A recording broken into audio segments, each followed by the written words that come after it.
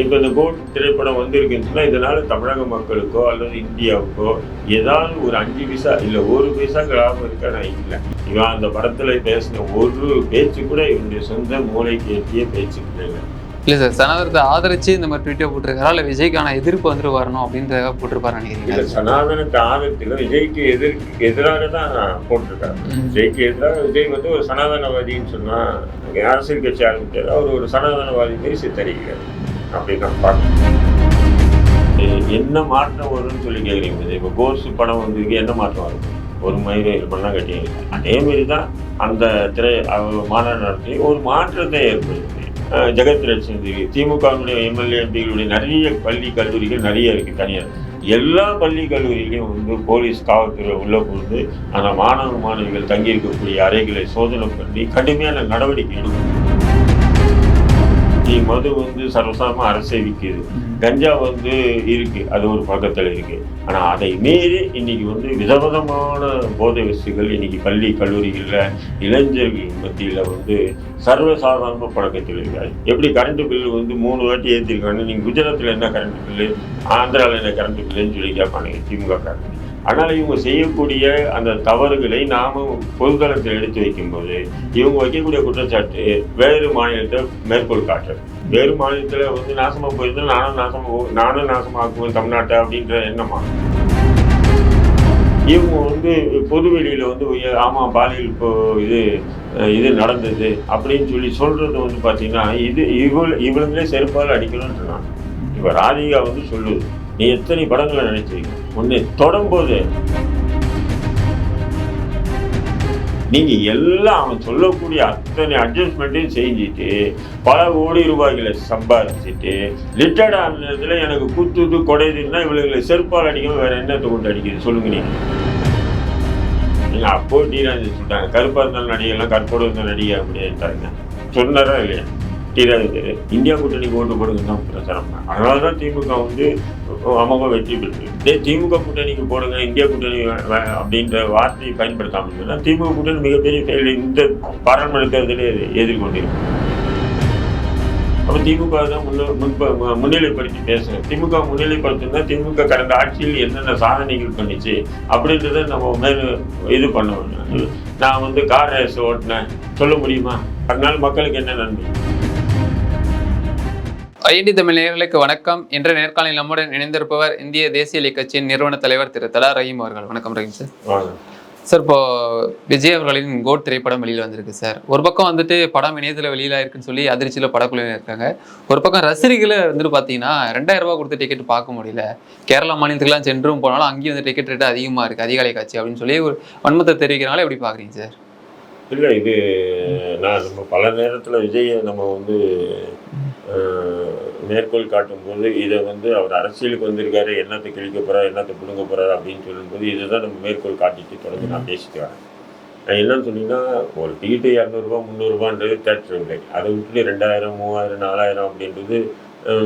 அப்போது இதெல்லாம் வந்து விஜய்க்கு தெரியாதா? அப்போது இதெல்லாம் தெரியாமல் விஜய் இருக்கான்னு சொன்னால் அப்போ அரசியலுக்கு தகுதியற்ற நபராக தானே இருக்காங்க.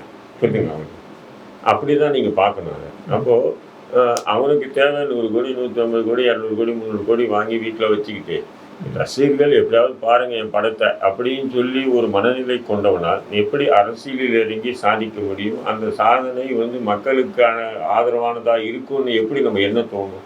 நிச்சயம் என்ன தோணும் இல்லைங்களா? ஆக இவங்க வந்து என்ன சொன்னீங்கன்னா முழுக்க வந்து ஏதோ திரைப்படங்கள்லாம் அந்த கதை வசனம் அந்த அதுக்கேற்ற மாதிரி சில இது வந்து அரசுக்கு எதிராகவும் புரட்சி ஏற்படுத்துகிற மாதிரியும் பிடுங்குற மாதிரியும் கட்டுற மாதிரியும் இவங்க வந்து காட்சி அமைச்சு மக்கள் மத்தியில் ஆதரவை வந்து பண்ணிக்கிறாங்க. பட் அதே இது அரசியல் இவங்களால் இறங்கி அந்த சாதனைகள்லாம் பண்ண முடியுமா? பண்ண முடியாது. இது நாள் வரையிலும் இந்தியா முழுக்க எத்தனையோ நடிகர்கள் இப்படி அரசியல் இறங்கியிருக்காங்க. இறங்கின நடிகர்கள் எல்லாமே தாங்கள் சேர்த்து வச்ச கருப்பு பணங்கள் உட்பட எல்லா பணத்தையும் பாதுகாக்க தான் அவங்களுக்கு அரசியல் ஒரு கேடயமாக பயன்படுத்தியே தவிர அவங்க அந்த பணத்தை வந்து மக்களுக்காக வந்து அர்ப்பணித்தாங்க, மக்களுக்கு விநியோகித்தாங்கன்னு யாராலையும் சொல்ல முடியாது. இப்போ அதே அடிப்படையில் தான் விஜயும் இருக்கான், வேற எதுவுமே இல்லை. இதில் ஒரு புது விதமான மாற்றத்தை எதுவுமே கொண்டு வர முடியாது இவங்க. அதனால் 26க்கு வந்து விஜய் வருவான், விஜய் வந்து வெற்றி பெறுவான், முதல்வராக வந்து அமைவான், உட்காருவான் அப்படின்ற கற்பனை வந்து ஊடகங்கள் வந்து தங்களுடைய டிஆர்பி ரேட்டை வந்து அதிகரிக்கிறதுக்காக அடிக்கடி ஒரு விதமான ஒரு பிரச்சாரத்தை முன்னெடுக்கிறாங்க. இப்போ இந்த கோட் திரைப்படம் வந்திருக்குன்னு சொன்னா, இதனால தமிழக மக்களுக்கோ அல்லது இந்தியாவுக்கோ ஏதாவது ஒரு 5 பைசா இல்ல 1 பைசாக்கு லாபம் இருக்கானா? இல்ல. என்னன்னா இவன் சம்பாதிக்கிற காசுல இந்தியாவுக்கு வரி கட்டுறான். அப்படிதான். அதுவும் மக்களுடைய காசு தான். இவனுடைய காசுன்னு சொல்ல முடியாது நம்ம. புரியுதுங்களா? இப்படிதான் நம்ம பார்க்க முடியுமே தவிர, இதனால எந்த நன்மைகளும் இல்ல. இவன் அந்த படத்துல பேசின ஒரு பேச்சு கூட இவனுடைய சொந்த மூளைக்கு எட்டிய பேச்சுக்களே இல்ல. யாரோ ஒருத்தர் கதை எழுதுறான், யாரோ ஒருத்தர் டைரக்ட் பண்றான், யாரோ ஒரு திரைக்கதை எழுதுறான், யாரோ ஒருத்தர் வசனம் எழுதுறான். அந்த வசனம் எழுதுறவன் பல இடத்துல இருந்து திருடுறான், கதை எழுதுறவன் பல இடத்துல இருந்து திருடுறான். இப்படி பல திருட்டுகள் மூலியமா உருவாக்கப்பட்டதுதான் ஒரு திரைப்படம். அதுல இவன் கதாநாயகனா நடிச்சு ஒட்டுமொத்த செல்வத்தையும் இவனே வந்து வாங்கி குவிச்சுக்கிறான்னு சொன்னா, இதெல்லாம் வந்து அநியாயத்தின் உச்சம் இல்லையா? அப்போ இது போன்ற விஷயங்களே தன்னால கட்டுப்படுத்தாத போது, இவங்கெல்லாம் அரசியலுக்கு இறங்கி இதை பிடிங்கிடுவாரு, அதை கத்தை கட்டிடுவார், அதை பண்ணிடுவார், இதை பண்ணிடுவாருன்னு சொல்லி எதிர்பார்க்கறது என்பது நாம வந்து வானத்து இது மலை மேல ஏறன்னு பள்ளத்துல குப்புற விடுறதுக்கு சமமானது. Okay sir. ஸோ முன்னணி நடிகர்களின் படம் வெளியானுச்சுன்னா பார்த்தீங்கன்னா, அதிகாலை ஷோ வந்து மற்ற மாநிலங்களில் இருக்குது. ஆந்திராவாக இருக்கட்டும், கேரளாவாக இருக்கட்டும் இருக்குது சார். தமிழகத்தில் மட்டும் அனுமதி மறுக்கப்படுகிறது. என்ன காரணம் சார்? நான் தான் சொல்றேன், அப்படி என்னங்க உங்களுக்கு அதிகாலை போய் ஷோ பார்க்குறீங்க? பார்த்து தான் தொலைக்க போறீங்க. பார்க்குறது பாருங்க. அது அதிகாலை ஷோ திறக்கிறத அது அரசியல் காரணம் அப்படி இப்படின்னு நம்ம சொல்லுவோம். திமுக நமக்கு பிடிக்காதுன்றதுக்காக இதெல்லாம் வந்து அரசியல் பண்ணிட்டு இருக்க முடியுமா? புரியுதுங்களா? அவங்களுக்கு வந்து தேட்டருக்காரனுக்கு வந்து அதிகாலை ஷோ திறந்தாங்கன்னா 10 ரூபா லாபம் தான். சரி, அரசுக்கும் ஒரு 10 ரூபாய் லாபம் தான். ஏன்னா வரி வசூலிக்கிறாங்க இல்லையா? லாபம் தான். அப்படி இருக்கும்போது அவங்களால வந்து என்னன்னா அதிகாலை என்னும்போது ஒரு கால் ஃபர்ஸ்ட் ஷோ பண்ணுறாங்க. அதில் சட்டம் ஒழுங்கு பிரச்சனை எதுனா வந்துன்னா காவல்துறைக்கு வந்து இப்போ என்ன சொல்லுவீங்க? நீ எல்லாருமே என்ன சொல்லுவாங்க? விஜய் அரசியல் கட்சி ஆரம்பிச்சார், திமுகவுக்கு பிடிக்கல, அதனால பாருங்க சட்டம் ஒழுங்கு பிரச்சனை வந்து. ஏன்னா இவங்க ரசிகர்களும் ரசிகர்த்தனமா போய் பார்க்கறது இல்லைல்ல, வெறித்தனமா போறாங்கல்ல. வெறித்தனமா போகும்போது அந்த அதிகாலையில ஏதோ ஒரு பிரச்சனை ஆகி அது சட்டம் ஒழுங்கு பிரச்சனை மாறிடுச்சுன்னு சொன்னா அது கவர்மெண்ட்டுக்கு கெட்ட பேர் வரும் இல்லையா? அதனால இதெல்லாம் வந்து நம்ம அரசியல் பார்வையோடு பார்க்க கூடாது. அதனால தவிர்த்து இருப்பாங்க. Okay sir. முன்னெல்லாம் வந்துட்டு இப்போ விஜய் படம் வந்துச்சுன்னா விஜய் வர்சஸ் அஜித் அப்படின்ற ஒரு சண்டை வந்துட்டு போகும் சார். இப்போ சிதம்பரத்தில் விஜய் ரசிகர்களுக்கும் விஜய் நிர்வாகிகளுக்கும் இடையே ஒரு மோதல் போக்கு ஏற்பட்டிருக்கு. எப்படி பார்க்குறீங்க சார்? அது எல்லாத்துக்கும் நடக்கிறது தானே. ரசிகர்கள் கட்சிகள் அவங்களுக்குள்ள வந்து உட்கட்சி பூசல் வந்து இருக்கு. அதேமாதிரி ரசிகர்களுக்குள்ள வந்து நீ பெரியவனா நான் பெரியவனா இருக்கு. அதெல்லாம் வந்து நம்ம விஜயை தாக்கி பேச முடியாது. விசிகா எம்பி ரவிக்குமார் அவர்கள் பார்த்தீங்கன்னா ஒரு ட்வீட் ஒன்று போட்டிருக்காரு சார். கோட் திரைப்படம் வந்து சனாதனத்தை தொடர்புபடுத்தி பேசியிருக்காரு. எப்படி பார்க்குறீங்க உங்கள் பார்வையில்? எனக்கு ஒன்றுமே புரியல. அவர் விளக்கமும் கொடுத்துருக்காரு. அவர் ஆசிரியர்னு தன்னை சொல்லிக்கிறாரு, விளக்கமும் கொடுத்துருக்காரு. ஆனால் அந்த விளக்கத்துக்கு எனக்கு முழுமையான ஒன்றுமே புரியல. அது ஏன்னு சொன்னால் அந்த இது வந்து அதிகாரம் எப்பவுமே அதிகாரம் இருக்கணுன்றது கூட ஒரு சனாதனம் தான் அப்படின்றது தான் அவருடைய கருத்தோட்டமாக இருக்குது. அது வந்து அவருடைய பார்வையாக இருக்கலாம் தவிர அதில் நம்ம வந்து ஏன் இதே விஜய் வந்து துப்பாக்கி, பீட்ஸு போன்ற படங்கள் முஸ்லீம்களை தீவிரவாதியாக பயங்கரவாதியாக சித்தரித்து எடுத்திருக்கும் போதெல்லாம் இதே ரவிக்குமார் போன்ற எம்பிகள்லாம் வந்து அமைதி தானே காத்தாங்க, சைலண்ட் மூட்டில் தானே இருந்தாங்க. அப்போ கொந்தளிக்கலையே இவங்க ஒரு சமூகத்தை பற்றி ஏன்டா நாயை எப்படா இப்படிப்பட்ட படங்களை நீ எடுக்கலாம் அப்படின்னு சொல்லி விஜயை கண்டித்து ஒரு அறிக்கை கூட விடலையே. இன்னைக்கு வந்து யாரையோ சாந்தப்படுத்துவதற்காகவோ அல்லது வேற ஏதோ ஒரு விஷயத்துக்காகவோ ரவிக்குமார் என்ன பண்றாருன்னு சொன்னா கோட்ஸ் திரைப்படம் என்பது முழுக்க முழுக்க சனாதனம் அப்படின்றாரு. அப்போ அவங்க கூட்டணி கட்சியே வந்து முருகனுக்கு மாநாடு நடத்துறாங்க. அந்த மாநாடு நடத்துறது கூட வரவேற்கலாம். சரி, அது ஒரு பக்தி சம்பந்தப்பட்ட விஷயம். அது ஒரு அரசு என்பது பொதுவான அரசு, எல்லாரும் வரவேற்கக்கூடியது. அந்த மாநாட்டுக்கு வந்து பார்த்தீங்கன்னு சொன்னால் அர்ஜுன் சம்பத் போன்ற நபர்களை வந்து சிறப்பு அழைப்பாளர்களை அழைக்கிறாங்க. அப்படிங்கும்போது ஒரு பக்கம் சனாதன எதிர்ப்பு, மறுபக்கம் வந்து கொஞ்சி கொலாவது. ஏன் இப்படி இரட்டை வேணும்? அப்போ உங்க கூட்டணி கட்சி தானே, இதை எதிர்க்கிறதுக்கு ரவிக்குமாருக்கு தெம்பு இருக்கா? ஏன் அவ்வளோ? ஏன் ரகுபதி சட்டத்துறை அமைச்சர் ரகுபதி வந்து தமிழ்நாட்டில் நடக்குது ராமராட்சின்னு சொன்னாங்க. அதை எதிர்த்து கேள்வி எழுப்பத்துக்கு ரவிக்குமாருக்கு வந்து ஆண்மை இருக்கா? புரியுதுங்களா? பண்ணுமா இல்லையா? இப்போ நீங்கள் வந்து இதெல்லாம் இந்த மாதிரி சாதாரண விஷயங்கள்லாம் சனாதனத்தோட ஒப்பிட்டு நீங்கள் பேசுறீங்கன்னு சொன்னால் இப்போ நம்ம அதெல்லாம் கேள்விகளை எழுப்ப வேண்டிய நிலைக்கு தள்ளப்படுறோம். இப்போ அந்த விஷயத்துக்கு நீங்கள் கண்டிச்சிருந்தாலும் பரவாயில்லன்னு சொல்லலாம். ஆனால் அந்த விஷயத்துக்கெல்லாம் சைலண்ட் மோட்ல இருக்கீங்க. காரணம் என்ன? கூட்டணியில் விரிசல் வந்துடக்கூடாது. அதன் பிறகு நமக்கு கிடைக்கக்கூடிய அந்த வாய்ப்புகள் கிடைக்காம போயிடக்கூடாது. அந்த விஷயத்தில் காம்ப்ரமைஸ் நீங்கள் வந்து அமைதி காத்துட்டு, இப்போ இந்த விஷயத்தில் வந்து இது வந்து சனாதன பெயரே சனாதனத்தினுடைய சொல்லாடல் அப்படின்னு சொல்கிறதெல்லாம் பார்த்தீங்கன்னா ஏற்புடைய செயலாக தேவை. இல்லை சார், சனாதனத்தை ஆதரிச்சு இந்த மாதிரி ட்விட்டர் போட்டிருக்காரா, இல்லை விஜய்க்கான எதிர்ப்பு வந்துட்டு வரணும் அப்படின்றத போட்டிருப்பாரு நினைக்கிறீங்களா? சனாதனத்தை ஆதரித்துல விஜய்க்கு எதிராக தான் போட்டிருக்காரு. விஜய்க்கு எதிராக விஜய் வந்து ஒரு சனாதனவாதின்னு சொன்னா அரசியல் கட்சி ஆரம்பித்தார். அவர் ஒரு சனாதனவாதி மாரி சித்தரிக்கிறார். அப்படிதான் பார்க்கணும் நீங்க. விஜய் அவர்கள் இந்த மாதம் 23ஆம் தேதி வந்துட்டு மாநாடு அறிவிக்கிறதா இருக்கார் சார். அதுக்கான ஒரு சிக்கல்களும் வந்துட்டு அரசு தரப்புல இருந்தா சொல்றாங்க. இந்த நேரத்தில் தேமுதிக அவர்கள் பிரேமலதா சொல்றாங்க, விஜயுடன் கூட்டணி வைப்பீங்களான்னு கேட்டதுக்கு அவருடைய செயல்பாடுகளை பொறுத்து மாறலாம் அப்படின்றாங்களே, கூட்டணி ஏற்படுறதுக்கு வாய்ப்பு இருக்குமா சார்? இல்ல அது நம்ம சொல்ல முடியாது. தேர்தல் நேரத்தில் தான் நம்ம வந்து முடிவு பண்ண முடியும். இப்போ வந்து கூட்டணி வருமா வராதா, விஜய் தனித்து நிற்பானா இல்லை கூட்டணி வைப்பானா, இப்படி எல்லாம் நம்ம வந்து பொதுவெளியில் பேசுறதுன்னு சொன்னால் அது நம்முடைய கருத்தாக தான் இருக்கும். தேர்தல் நேரத்தில் அவங்க என்ன முடிவு எடுக்கிறாங்கன்றது பார்க்கணும்.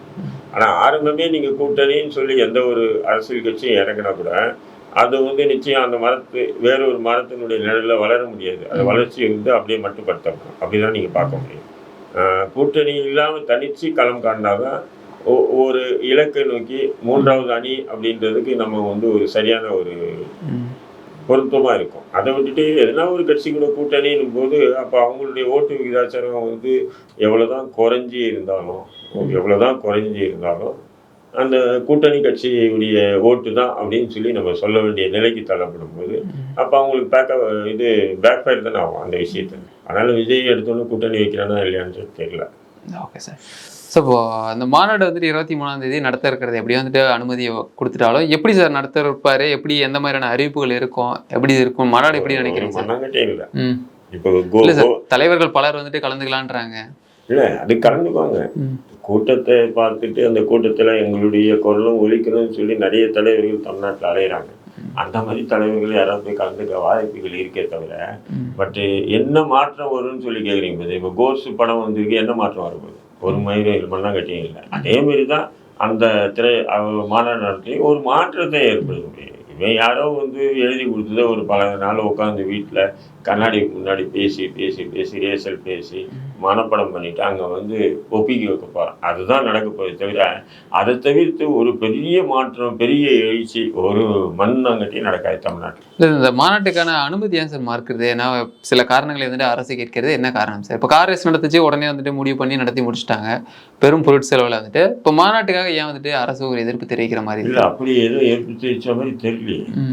அதை எதிர்ப்பு தெரிவித்தாங்கன்னு சொல்லி அந்த கட்சியை சேர்ந்த யாராவது அல்லது விஜயோ அல்லது அந்த கட்சியை சேர்ந்தவங்க யாராவது சொன்னால் நம்ம வந்து எதிர்ப்பு தெரிவித்தாங்க அப்படின்னு சொல்லலாம். பட்டு அப்படி எதுவும் திமுக சார்பில் எதிர்ப்பு தெரிவித்தாங்கன்னு யாரும் சொல்லாத போது நம்ம வந்து எதிர்ப்பு தெரிவித்து கண்டனத்துக்குரியது அப்படின்னு கண்டிக்கவும் முடியாது. இல்லை விஜய் அவர்கள் வந்துட்டு அவர் தரப்புலேருந்து வெளியில் வரனாலும் இப்போ சீமான் அவர்கள் வந்துட்டு தம்பிக்காக ஒரு ஆதரவு குரல் கொடுக்குறாரு சார், ஏன் வந்து மாநாட்டுக்கு பர்மிஷன் தர மாட்டேன்றீங்க அப்படின்னு. இல்லை அப்போ சீமான் கிட்ட வந்து விஜய் சொன்னா இல்லையா? அப்படி இல்லையே, மாநாட்டுக்கு பர்மிஷன் கொடுக்க மாட்டேன்னு சொல்ல முடியாது. அரசியல் மாநாடு அப்படி காவல்துறை கொடுக்கலன்னு சொன்னால் நீதிமன்றத்தில் போட்டு வாங்குவோம். இதுதான் அரசியல் ரீதியாக வந்து பார்த்தீங்கன்னா எல்லா கட்சிகளும் செய்கிற இது. காவல்துறை சில இடங்களில் வந்து மாநாடு பொதுக்கூட்டம் போகிறதுக்கு அனுமதி இல்லைன்னுவாங்க. நம்ம நீதிமன்றத்தை அணுகி நீதிமன்றத்தில் அனுமதி பெற்று நம்ம வந்து போடுவோம். அதேமாரி விஜய் போட வேண்டியதுன்னு. அப்போ அந்த அரசியல் அந்த வழிமுறைகள் கூட தெரியல, உனக்கெல்லாம் எதுக்கு அரசியல் கட்சி அப்படின்னு கேட்க தான் நமக்கு தோணுது. கொடுக்கல, அனுமதிக்கல, உடனே கோர்ட்டு இருக்குது, கோர்ட்டில் போட்டு வாங்குங்க.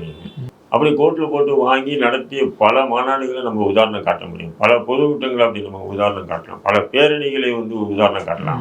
இப்போ சமீபமாக கூட ஆர்எஸ்எஸ்க்கு வந்து பேரணி மறுப்புன்னு சொல்லிட்டு காவல்துறை சொல்லும்போது நீதிமன்றம் போய் அந்த பேரணிக்கு அனுமதி வாங்கி பேரணி நடத்தினாங்க இல்லையா? அப்போது இந்த அரசியல் வழிமுறைகள் எல்லாம் தெரியாமல் தான் அரசியல் குதிச்சிருக்காப்பில்லையா அப்படின்ற கேள்வியெல்லாம் நமக்கு வருது இல்லையா? அப்போ அதனால் வந்து நம்ம அந்த குற்றச்சாட்டுகள் அவங்க வைக்கிறாங்கன்னு சொன்னால் அது இன்னும் நம்ம அது அவங்களுடைய இயலாமைன்னு தான் சொல்லணும். நம்ம அது வந்து இது திமுக செய்து தவறு அப்படின்னு சொல்லி திமுக நம்ம குற்றம் சாட்ட முடியாது. சார் இப்போ சமீபத்தில் சென்னையில் ஒரு பிரபலமான தனியார் கல்லூரியில் பார்த்தீங்கன்னா காவலர்கள் 100க்கும் மேற்பட்டவர்கள் வந்துட்டு சோதனை மேற்கொண்டாங்களே, எதற்காக சார்? பின்னணி என்ன சார்? இல்லை அங்கே வந்து பார்த்தீங்கன்னு சொன்னால் போதைப் பொருள் வந்து கண்டெடுக்கப்பட்டிருக்கு. இப்போது எஸ்ஆர்எம் இது வந்து பார்த்தீங்கன்னா ஒரு பெரிய நிறுவனம், கல்வி நிறுவனம். அப்போ அங்கே படிக்கிற மாணவர்கள் வந்து சாதாரணமாக நம்மளை போன்ற நடுத்தர குடும்பமோ ஏழை மக்களோ அங்கே போய் படிக்க முடியாது. பெரிய பெரிய செல்வந்தர்கள் படிக்கிற இடம் அது. அப்போ ஒருத்தர் செல்வந்தர் உடைய குழந்தைகள் அவங்களுடைய பெற்றோர்கள் எதை வித்தாச்சும் வந்து பொருளாதாரத்தை பணத்தை ரெடி பண்ணி அங்கே எடுத்து வந்து கட்டி படிக்க வைக்கிறதுக்கு ஒரு உயர்தர கல்வி நம்ம பிள்ளைகளுக்கு கிடைக்கணும். அதனால் இந்த நாட்டுக்கோ உலகுக்கோ ஏதோ ஒரு சாதனையாக என் பிள்ளைங்க இருக்கணும் அப்படின்னு ஒரு எதிர்பார்ப்போடு தான் அங்கே வந்து சேர்க்குறாங்க. லட்சக்கணக்கில் கோடிக்கணக்கில் செலவு பண்ணி. அப்படி இருக்கும்போது அப்போ அங்கே படிக்கிற மாணவர்கள் மத்தியில் வந்து இந்த போதை வஸ்து பழக்கம் ஏற்பட்டிருக்கு. அவங்களுடைய அறைகளிலே போதை வஸ்து கைப்பற்றப்பட்டிருக்குன்னு சொன்னால் அப்போது இதை வந்து அந்த கல்வி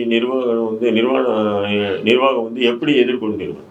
ஏன்னா உங்களை நம்பி அனுப்பிச்சிருக்காங்க உயர்தர கல்வி பெறணுன்றது. இல்லை வந்து போதை வசதியை கற்றுக்கிறதுக்கு அவங்கள அங்கே அனுப்பிச்சிருக்காங்க இல்லையே, புரியுதுங்களா? அப்போ அந்த நிலையில் இருக்கும்போது நீங்கள் என்ன பண்ணணும் சொன்னால், இந்த மாதிரி காவல்துறை வந்து அந்த 20 மாணவர்களை கைது பண்ணாங்க. இந்த 22 பெண்களை பெண் மாணவிகளை கைது பண்ணியிருக்காங்க. சூப்பர் அப்படின்னு சொன்னோம்னு சொன்னால் அது மாணவர்களை கைது பண்ணுறது மாணவிகளை கைது பண்ணுறது என்ன லாபம்? என்னை பொறுத்தவரையிலும் இந்த போதைப் பொருள்களை வந்து நிச்சயம் வந்து வானத்திலிருந்து தேவ தூதர்கள் அந்த மாணவர்களுக்கு போட்டிருக்க மாட்டாங்க. நிச்சயமான மொத்த வியாபாரிகள் இருப்பாங்க. அப்போ காவல்துறைக்கு தெரியும் அந்த மொத்த வியாபாரி யார்கிட்ட வந்து எப்படி வந்து இப்போ அவங்கள கைது பண்ணணும். 2வது என்னை பொறுத்தவரையிலும் கல்வி மீதே கை வைக்கணுன்ற காவல்துறை அந்த கல்வியை இழுத்து மூடணும். அதை இழுத்து மூடுறது மட்டும் இல்லாமல் இப்போ இது SRM வந்து பாரிவேந்தர் கல்வி நிறுவனம், இப்போ மற்றது ஏவாவுடைய கல்லூரி நிறுவனம் இருக்குது, ஜெகத் ரட்சன் இருக்குது, திமுகவுடைய MLA MPகளுடைய நிறைய பள்ளி கல்லூரிகள் நிறைய இருக்குது தனியார். எல்லா பள்ளி கல்லூரியிலையும் வந்து போலீஸ் காவல்துறை உள்ளே புகுந்து அந்த மாணவிகள் தங்கியிருக்கக்கூடிய அறைகளை சோதனை பண்ணி கடுமையான நடவடிக்கை எடுக்கணும். ஏதாவது ஒரு பள்ளி கல்லூரிகளில் தனியார் பள்ளி கல்லூரிகளில் இது போன்ற மாணவர்கள் மத்தியில் போதை பழக்கம் இருந்தது சொன்னால் நீங்கள் அந்த ஒரு கல்லூரிக்கு சீல் வைங்க. ஒட்டு மொத்தமாக தனியார் பள்ளி கல்லூரிகள்லாம் வந்து என்ன பண்ணுவாங்க, அதுக்கு ஒரு சிறப்பு ஆசிரியர்களை போட்டு நிச்சயம் இதை கண்காணிப்பாங்க. உங்களை நம்பி தாங்க பெற்றோர்கள் அனுப்புறாங்க.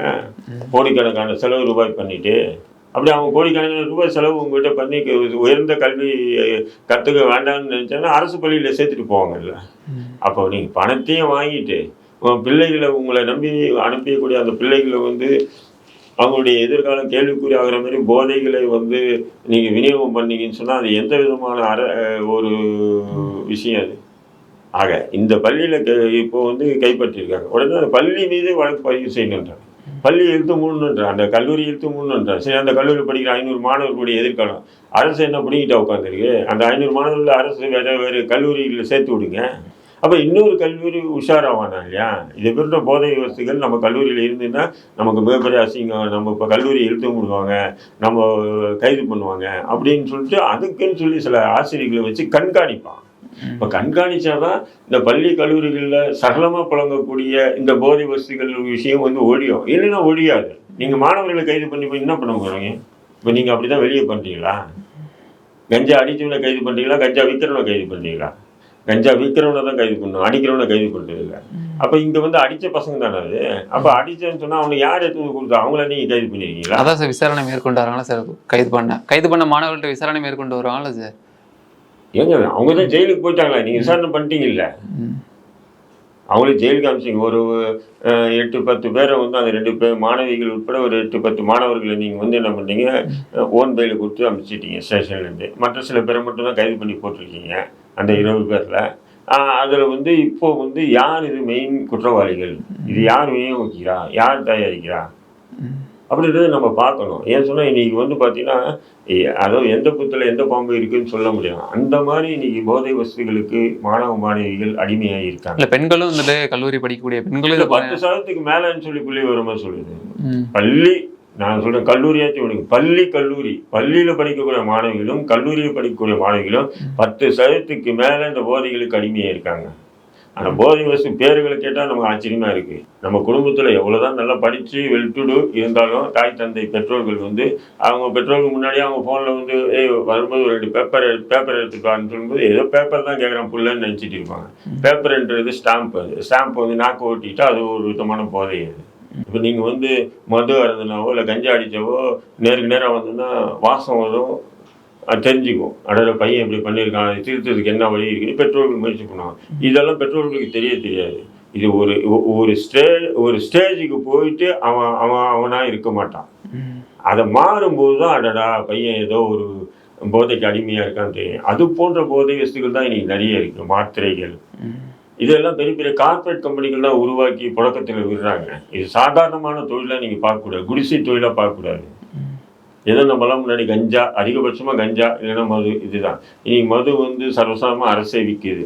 கஞ்சா வந்து இருக்கு, அது ஒரு பழக்கத்தில் இருக்கு. ஆனால் அதை மீறி இன்னைக்கு வந்து விதவிதமான போதை வஸ்துகள் இன்னைக்கு பள்ளி கல்லூரிகளில் இளைஞர்கள் மத்தியில் வந்து சர்வசாதாரண பழக்கத்தில் இருக்கு. அது தமிழ்நாட்டில் மட்டும்தான் இருக்குன்றது இல்லை, இந்தியா முழுக்க எல்லா மாநிலத்திலும் இருக்கு. ஆனால் தமிழ்நாட்டில் இதுக்கு முன்னாடி இப்படி ஒரு நிலை இருந்ததில்லை, இப்போ அதிகமாக இருக்கு. இப்போ திமுக அரசை இதை நாம சொல்லி குற்றம் சொல்லும்போது குஜராத்தை பார்த்தீங்களா, யூபியை பார்த்தீங்களா, பீகாரை பார்த்தீங்களா, பீகாரில் குஜராத்தில் எல்லாமே அதிகமாக இருக்கு. ஆனா தமிழகத்துல இது போன்ற நிலை இதுக்கு முன்னாடி இருந்தது இல்லைல்ல. இன்னைக்கு ஏன் அதிகமா இருக்குன்ற கேள்விதான் நம்ம கேட்கணும். எப்படி கரண்ட் பில்லு வந்து 3 வாட்டி ஏற்றிருக்காங்க, நீங்க குஜராத்ல என்ன கரண்ட் பில்லு, ஆந்திராவில் என்ன கரண்ட் பில்லுன்னு சொல்லி கேட்பானுங்க திமுக காரங்க. ஆனால் இவங்க செய்யக்கூடிய அந்த தவறுகளை நாம பொதுதளத்தில் எடுத்து வைக்கும்போது இவங்க வைக்கக்கூடிய குற்றச்சாட்டு வேறு மாநிலத்தை மேற்கோள் காட்டுறது. வேறு மாநிலத்துல வந்து நாசமா போயிருந்தா நானும் நாசமாக்குவேன் தமிழ்நாட்டை அப்படின்ற எண்ணமா, அப்படிதான் நம்ம பார்க்க தோணுது. அப்போ ஆக இவங்களுடைய எல்லா இந்த போதை வசதிகள் விஷயத்துல இப்போ சமீபத்தில் பார்த்தீங்கன்னா வேளச்சேரி பக்கத்துல வந்து பார்த்தீங்கன்னா ஒரு மருத்துவர் ஒரு மும்பையில் தங்கியிருக்கும்போது அவருடைய மனைவி வந்து அவர் ஒரு பாதிரியார். அவர் மும்பையில் தங்கியிருக்கும்போது அவர் காதலித்து திருமணம் பண்ணியிருக்காரு, மனைவி இது பண்ணி இருக்காரு. இங்கே வந்து வேளச்சேரியில் இருந்திருக்காரு. இப்போ திடீர்னு அவங்க மனைவி இறந்துட்டோன்னா அவங்களுடைய குடும்பத்தாருக்கு தெரிவிக்கிறாங்க. குடும்பத்தார் பம்பாயிலேருந்து வராங்க. அந்த அடியெல்லாம் பட்ட அமைதி இருக்கோ உடனே புகார் சொல்கிறாங்க, போலீஸ் ஸ்டேஷன் புகார் கொடுக்குறாங்க. புகார் கொடுக்கும்போது காவல்துறை விசாரிச்சு என்ன பண்ணுது, ஆமாம் நான் தான் அடித்து கொண்டேன்னு சொல்லிட்டு அந்த பெண்ணை கொன்ன வழக்கில் மட்டும் கைது பண்ணி உள்ளே போட்டுக்கிறாங்க. ஆனால் காவல்துறையினுடைய விசாரணை, புலன் விசாரணை சரியான முறையில் இருந்துன்னா அப்போ நிறைய விஷயங்கள் அமலப்பட்டிருக்கும். ஆனால் உண்மை என்னன்னு சொன்னால் அந்த குடும்பத்தை உடனே உயர்நீதிமன்றத்தில் போடுறாங்க. என்னன்னு சொன்னால் என்னுடைய மகள் கொலைக்கு ஒருவர் மட்டும் காரணம் இல்லை, இதில் நிறைய பேர் காரணம் இருக்காங்கன்னு. அப்போ மறுபடியும் வந்து பிரேத பரிசோதனை இப்போ சமீபமாக ஒரு 10-15 நாளுக்கு முன்னாடி நடந்தது வேளச்சேரியில் இங்கே அப்படின்னு சொல்லிட்டு. அப்போ உடனே பிரேத பரிசோதனை எடுத்து பார்த்தா உண்மையிலே 10-15 பேர் அந்த கொலையில வந்து ஈடுபட்டிருக்காங்க. என்ன காரணம்னு சொன்னீங்கன்னா, மும்பையில் தங்கியிருக்கும்போது அங்கே வந்து அந்த போதை மாத்திரைகளை வந்து லாட்டாக இவர் இங்கே இறக்குமதி பண்ணி கொரியர் மூலிமா இறக்குமதி பண்ணி இங்கே பள்ளி கல்லூரிகளில் மாணவர்களை வச்சு விநியோகம் பண்ணுறது தான் இவருடைய தொழிலாக இருந்திருக்கு. அது தன்னுடைய மனைவிக்கு தெரிஞ்ச உடனே அந்த பாதிரியார் அவருடைய காதலி இன்னும் சில பேரோடு சேர்ந்து தான் இந்த பெண்ணை வந்து அடித்து கொண்டு இருக்காங்க. அப்போ காவல்துறைக்கு வந்து ஒரு புகார் வருதுன்னா நீங்கள் வந்து என்ன அடித்து கொண்டுட்டேன் அப்படியே வழக்கு தூக்கி போட்டு ஜெயிலில் போட்டது எவ்வளோ பெரிய தவறு அது. ஏதோ அந்த பெற்றோர்கள் கொஞ்சம் பொருளாதார வசதி உயர்நீதிமன்றங்களிலே நாடி தங்களுக்கு நீதி வேணும், நிச்சயம் இதில் இப்படி இல்லை அப்படின்றது தெரிஞ்சதுனால அவங்களுக்கு ஒரு நீதி கிடைச்சது. இதே வேற எதுனா இருந்தால் அது அதோட போயிடும்ல, கடந்து போயிடுமே. அப்போ இந்த போதை விஷயங்களுக்கு வந்து ஏதோ ஒரு வகையில காவல்துறையும் உடந்தையா இருக்குன்றது தான் நம்முடைய கொள்கை. இந்த போதைப் பொருளே வந்துட்டு இளைஞர்கள் மத்தியில் குறிப்பாக கல்லூரி மாணவர்கள் மத்தியில் அந்த புழக்கத்தை ஏற்படுத்த அதிகமாக வந்துட்டு விற்பனைக்காக. ஆமாம், அதாவது கல்லூரி மாணவர்கள் அப்படின்றதுல இளைஞர்கள் மத்தியிலே இருக்குங்க. நீங்க எந்த ஏரியாவுக்கு நீங்க போங்க, நீங்க எந்த ஏரியாவுக்கு போங்க, இது எல்லாமே காவல்துறைக்கு எல்லாம் தெரியும். தெரிஞ்சுதான் நடக்குது, தெரிஞ்சுதான் நடக்குது. தெரியாம நடக்க வாய்ப்பு இல்லை. தெரிஞ்சு நடந்தா திடீர்னு ஒரு 100 போலீஸார் அங்க குவிந்து சோதனை மேற்கொள்ள அவசியம் என்ன சார்?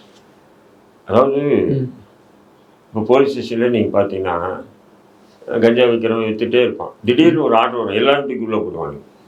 புரியுதுங்களா? அந்த மாதிரி தான் இது கூட ஒரு பெண் வந்து ஒரு வீடியோ வெளியிடுது. அந்த வீடியோவில் கஞ்சாவை பற்றி போதைப் பொருளை பற்றி எல்லாம் சொல்லிட்டு பாட்டு, அதாவது கானா பாட்டு மாரி பாடுது. அது SRM பல்கலைக்கழகத்திலேருந்து அந்த வீடியோ வந்து மிக இதுவாயிடுச்சு. ஆனால் உடனே வந்து அதை தொடர்ந்து தான் இந்த சோதனை நடத்தப்படுது. எல்லாம் அந்த சோதனைக்கும் நடக்குது. சரி, நீங்கள் SRM பல்கலைக்கழகத்தை மட்டும் ஏன் நிறுத்திட்டீங்க? அது SRM கல்லூரி மட்டும்தான் தமிழ்நாட்டில் இருக்கா? நிறைய பொறியியல் கல்லூரி இருக்கு, நிறைய தனியார் கல்லூரிகள் இருக்கு. அதோட எல்லா இடத்துல ஹாஸ்டல் எல்லாமே இருக்கா இல்லையா? அப்ப அங்கெல்லாம் நீங்க ஏன் சோதனை பண்ணல காவல்துறை? அப்ப அங்கெல்லாம் இருக்காதுன்னு நீங்களும் நினைச்சிருக்கீங்களா? அப்ப இது ஒரு அரசு ரீதியான விஷமம் தெரியுது. ஏன்னா முக்கால்வாசி கல்லூரி வந்து பாத்தீங்கன்னா ஏவா வேலு கட்டுப்பாட்டுல இருக்கு, ஜெகதரட்சியும் கட்டுப்பாட்டுல இருக்கு. எல்லாரும் நீங்க பாத்தீங்கன்னா கல்லூரி தனியார் பள்ளி கல்லூரிகள் இல்லாத அமைச்சர், MLA, MPக்கள் யாருமே இல்லைன்னு சொல்லலாம். இருக்கவே இல்லைங்களா? எல்லாருக்கிட்டையும் இருக்குது தனியார் பள்ளி கல்லூரிகள். அப்போ எல்லா தனியார் பள்ளி கல்லூரிகளும் விடுதிகளையும் கடுமையான சோதனையை மேற்கொண்டான்னு சொன்னால் அப்போ அந்த கல்லூரிகள்லாம் பயப்படுவாங்க. நம்ம கல்லூரிக்கு வந்துட்டு அசிங்கம், நம்ம கல்லூரிக்கு வந்து அசிங்கம், பிள்ளைங்களை எடுத்துகிட்டு வந்து சேர்க்க மாட்டாங்க அப்படின்ற ஒரு பயம் வரும். பயம் வந்துன்னா அதன் எதிர் வழியாக வந்து அது போன்ற விஷயங்களை அந்த கல்லூரி நிர்வாகமே தலையிட்டு கடுமையாக நடந்துக்குவாங்க இல்லைங்களா? அப்போ அது போன்ற விஷயங்களை திமுக வந்து எஸ்ஆர்எம்ல மட்டும் சோதனை பண்ணிட்டு அந்த கைது பண்ணிட்டு விஷயத்தை முடிக்கிறாங்க. எல்லா தனியார் பள்ளி கல்லூரிகளுடைய விடுதிகள் உட்பட கல்லூரிகளிலே சோதனை பண்ணும். தமிழகம் வந்துட்டு பெண்களுக்கு ஒரு பாதுகாப்பு இல்லாத மாநிலமா வந்துட்டு மாறிட்டு வருதா சார்? சமீபத்தில் ஒரு டிஎஸ்பி மீதான ஒரு தாக்குதல், பிறகு பார்த்தீங்கன்னா இந்த பாலியல் வன்கொடுமைன்றது அதிகரிச்சுட்டு வருது. நாளுக்கு நாளாக இந்த செய்திகள் வந்துட்டு உலா வருகிறது. தினமும் பெண்களுக்கான அந்த பாலியல் வன்கொடுமை எப்படி பார்க்குறீங்க சார்? அது இந்தியா முழுக்க இருக்குங்க. தமிழகத்திலையும் இருக்குது, இந்தியா முழுக்கத்திலையும் இருக்குது. இப்போ நடிகைகளுக்கு ஏற்படக்கூடிய பாலியல் இது இப்போ சமீபத்தில் கேரளாவில் கூட ஒரு இது வந்து நிறைய பேர் மேலே புகார் சொல்லி கைதெல்லாம் பண்ணியிருக்காங்க நடிகர்கள். அது தமிழ்நாட்டிலையும் இருக்குன்றாங்க. நான் என்ன சொல்கிறேன், இந்த நடிகைகள் எல்லாம் வந்து பாலியல் புகார்கள் இப்போ சொல்கிறாங்களே. இப்போ பாலியல் புகார் என்பது எப்படி, அதாவது ஒரு நிகழ்வு நடக்கும் உடனே வந்து சொல்லணும், புகார் சொல்லணுமா இல்லையா?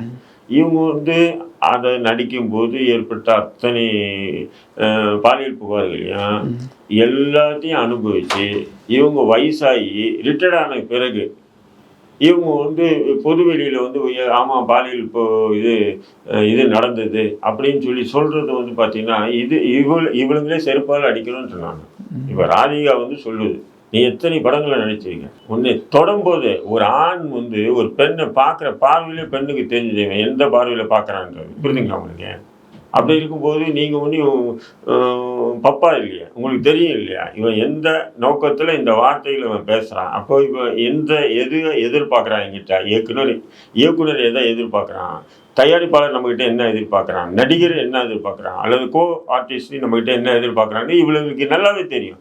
அப்போ நீ புகாரை சொல்லி நீ அந்த நேரத்தில் நீ கடுமையான நடவடிக்கை எடுக்கிறதுக்கு வாய்ப்பாக இருந்ததுன்னா உன்னை கைத்தட்டி வரவர்கள் நம்மளே உன் கூட இருந்து போராடலாம். நீங்கள் எல்லாம் அவன் சொல்லக்கூடிய அத்தனை அட்ஜஸ்ட்மெண்ட்டையும் செஞ்சுட்டு பல கோடி ரூபாய்களை சம்பாதிச்சுட்டு ரிட்டையர்ட் ஆன நேரத்தில் எனக்கு குத்துது கொடைதுன்னா இவளுங்களை செருப்பால் அடிக்காமல் வேறு என்னத்தை கொண்டு அடிக்குது சொல்லுங்க நீங்கள், புரியுதுங்களா? அப்போ அது தமிழ்நாட்டில் எங்கள் அப்போ டிராஜன் சொல்லிட்டாங்க, கருப்பாக இருந்தாலும் நடிகைலாம் கருப்போடு இருந்தால் நடிகை முடியாதுட்டாங்க. சொன்னாரா இல்லையா டிராஜன்? எம்ஆர் ராதாவே சொல்லிட்டு போயிட்டாரு. ஒரு காலம் இருந்தது விபச்சாரிகளை தான் நாங்கள் நடிகையில் ஆக்குவோம், இப்போ நடிகைகளே விபச்சாரிகளாக இருக்காங்கன்னு சொல்லிட்டு போயிட்டாங்க. அப்போது ஒவ்வொரு கட்டத்திலையுமே இந்த நடிகைகளுடைய நிலை என்னன்னா எதையாவது இழந்து ஏதாவது வெற்றி பெறணும்னு இவளுங்க வந்து விருப்பப்பட்டு தான் போகிறது. இப்போ இந்த சின்மைன்னு ஒரு நடிகை, சின்மையா, ஆமாம், வைரமுத்து மீது நீ புகார் எப்போ புகார் சொல்ற நீ? இல்லை, அப்போ சொன்னோடனே தான் சார் சினிமாலேருந்து ஓரம் கட்டப்பட்டு விட்டார்கள். இல்லை, நானே சொல்கிறேன், நீ எப்போ புகார்னா எப்போ சொல்லணும் தம்பி? இப்போ நடந்துன்னா உடனே சொல்லணும் புகார். புகார் நடந்து சொல்லி அவர் உங்ககிட்ட தவறாக நடந்துக்கிட்டு இருந்த விஷயம் பல ஆண்டுகளுக்கு பிறகு உன் திருமணத்துக்கு அவரை அழைச்சி அப்போ காலில் வந்து ஆசீர்வாதம் வழங்கி நீ அதன் பிறகு அந்த படங்களில் அவருடைய பாடல்களுக்கெல்லாம் நீ பாடி அதன் பிறகு உனக்கு வந்து வாய்ப்பு அவர் கொடுக்கலன்னும் போது தான் நீ வீட்டுக்குள்ள நீ வந்து அவரை பற்றி சொல்கிற. நீ இதுதான் ஏன்னு கேட்குற. நீ சொல்கிற யோகினா ஒரு உத்தமியா இருந்தா நீ என்ன பண்ணணும், அந்த சம்பவம் நடந்த அடுத்த நிமிஷமே நீ காவல் நிலையத்தில் நிற்கணும். நீ நிற்கணுமா இல்லையா? அப்போ நீங்கள் என்ன நினைக்கிறீங்க, ஏதாவது நம்மளை பண்ணிக்கிட்டோம் ஆனாலும் நம்ம வந்து ஒரு இலக்கு அடையணும், ஏதாவது நம்மளை பண்ணிக்கிட்டோம் ஏதாவது ஒரு இலக்கு அடையணும்னு சொல்லிட்டு எல்லா நடிகைகளும் அப்படி தான் பண்ணுறாங்க. பண்ணிட்டு இப்போ வந்து குத்துது கொடைதுன்னு சொன்னால் கோபம் வருமா வராங்க. இப்போ வந்து சித்ராவா என்ன ஒரு பெண்ணு அவங்க கூட இதுமாரி சொல்லியிருக்காங்க. நான் சொல்கிறேன், உங்களுக்கு நடக்கும்போது சொல்லியிருந்தீங்கன்னா நிச்சயம் நம்மை போன்ற நபர்கள் உங்களுக்கு ஆதரிக்கலாம். நடந்து முடிஞ்சு பல வருஷமாக நீங்கள் குழந்தை குட்டி எல்லாம் பெற்றுக்கிட்டு இப்போ வந்து என்ன மயிருக்கு நீங்கள் வெளி உலகத்துக்கு சொல்கிறீங்க? ஏன்னா வெளியே உள்ள மக்களுக்கு யாருக்குமே தெரியாது. சினிமா துறை வந்து எல்லாம் பத்திரிகைகளும் உத்தம புத்தகர்கள் தான் அங்கே இருக்கானுங்க, முற்றும் துறை முனிவர்கள் தான் இருக்காங்க இல்லையா? எல்லாருமே அதுக்காக எதிர்பார்த்துட்டு அந்த துறையில் இருக்கிறவங்க பல பேர் இருக்காங்க இல்லையா? அப்படி இருக்கும்போது இப்போ என்ன பொங்கி எழுதுறீங்க நீங்கள்? அவசியம் இல்லை. இப்போ பொங்கி எழுந்து ஒரு பெண்ணு என் மீது பாலியல் ரீதியான தொந்தரவு பண்ணார் அல்லது பாலியல் என்னை கற்பழிச்சாருன்னு சொன்னால் உடனே புகார் கொடுங்க. புகார் கொடுத்தா மருத்துவ பரிசோதனை. உங்களெல்லாம் இப்போ ராதிகா உட்பட அத்தனை பேர் மருத்துவ பரிசோதனை செய்ய முடியுமா? சித்ரா, ராதிகா, இப்போ இருக்கக்கூடிய நடிகை, புகார் சொல்லக்கூடிய நடிகை எல்லாமே இப்போ மருத்துவ பரிசோதனை செய்ய முடியுமா? லாஜிக்காக கொஞ்சம் சிந்திச்சு பாருங்க. அப்போது உங்களுக்கு பாலியல் தொந்தரவோ அல்லது வன்புணர்ச்சி நடந்தால் உடனுக்குடன் புகார் சொல்லி நடவடிக்கை எடுங்கன்னு சொன்னீங்கன்னா அது எந்த துறையாக இருந்தாலும் நம்ம வந்து தயங்கக்கூடாது. அதுக்கு நம்ம அவங்களுக்கு பக்கபலமாக நிற்கணும், ஆதரவாக இருக்கணும். இதெல்லாம் முழுக்க முழுக்க பார்த்தீங்கன்னா ரிட்டர்டான டிக்கெட்டுங்க. இப்போ வந்து ட்ரெண்டிங், அதாவது இன்னைக்கு இருக்கக்கூடிய நவீன ட்ரெண்டிங்காக நீங்கள் வந்து இப்படி பண்ணுறதான் நம்ம பார்க்க முடியும்.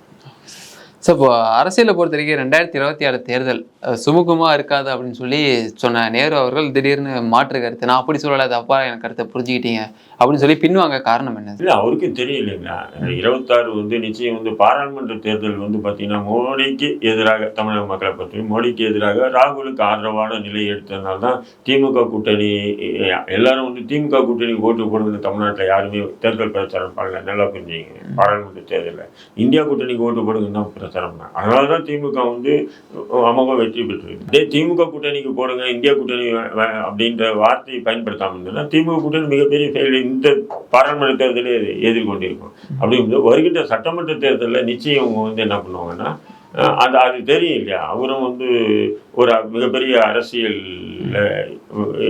நீண்ட காலமாக அரசியல் இருக்காரு, அவருக்கும் அனுபவம் இருக்குது. அனுபவத்தின் அடிப்படையில் சர்வசாதாரணமான இல்லை, வெற்றி பெறுவது என்பது சாதாரணமாக இல்லை அப்படின்றது அவருடைய கருத்தை சொல்கிறாரு. ஏன்னா அது பாராளுமன்ற தேர்தல் அப்படி இருக்கும்போது சட்டமன்ற தேர்தல் என்பது அது மாநிலம் சம்பந்தப்பட்ட விஷயம். நிச்சயம் வந்து திமுக வரக்கூடாதுன்றதை மக்கள் விரும்புவாங்க. அப்போ வந்து ராகுல் காந்தியில் வேற யாரையும் மேற்கோள் காட்டி பேச முடியாது இல்லைங்களா? அப்போ திமுக தான் முன்னிலைப்படுத்தி பேசணும். திமுக முன்னிலைப்படுத்தணும்னா திமுக கடந்த ஆட்சியில் என்னென்ன சாதனைகள் பண்ணிச்சு அப்படின்றத நம்ம இது பண்ணணும். நான் வந்து கார் ரேஸ் ஓட்டினேன் சொல்ல முடியுமா? அதனால மக்களுக்கு என்ன நன்மை? அதனால வந்து சட்டமன்ற தேர்தலில் நிச்சயம் வந்து திமுகவுக்கு ஒரு விதமான அச்சுறுத்தலும் நெருக்குதலும் இருக்கு. தொடர்ந்து பேசுவோம். பல்வேறு தகவலை கொடுத்தமைக்கு நன்றி சார். நன்றி.